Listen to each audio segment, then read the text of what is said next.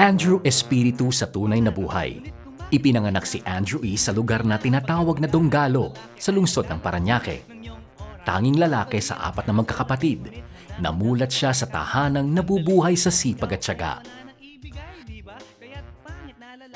Anak lang po ako ng isang mananahe at anak po ako ng isang barbero na pinalad na magkaroon ng hanap buhay sa abroad, ang aking papa, aking tatay. At katulad ng pangkaraniwang kabataan, lumaki si Andrew E. kasama ang mga kababata at namulat sa buhay ng kalunsuran.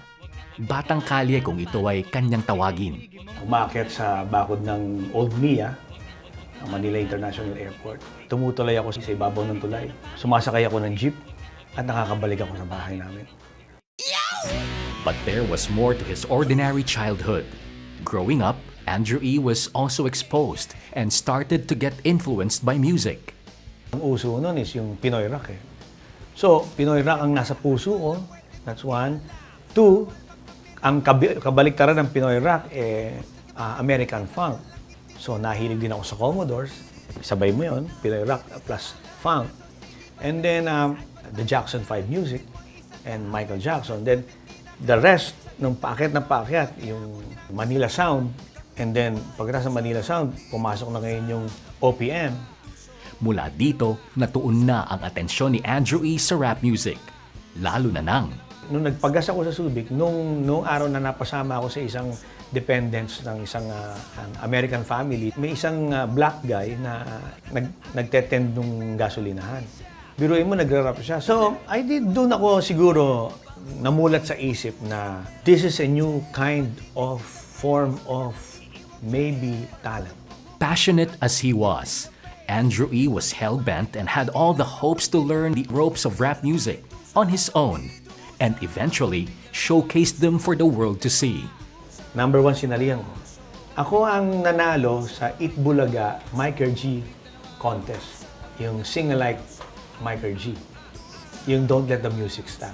Yun yung unang rap na pin-promote sa Philippine, shall I say, industry. Andrew E. enjoyed all the attention and adulation he got back when he was just starting to show what he's got and what he's made of. Until one day, he started to think the unthinkable. Si Kuya Germs, nagpa-audition ng mga artistang mga bago para isama sa That's Entertainment. Nag-audition ako. Maniniwala ka bang itong itsura ko? Nag-audition ako para sa That's Entertainment. No? Hindi ako tanggap. Paglabas ko ng Broadway, kasakay ako ng jeep eh.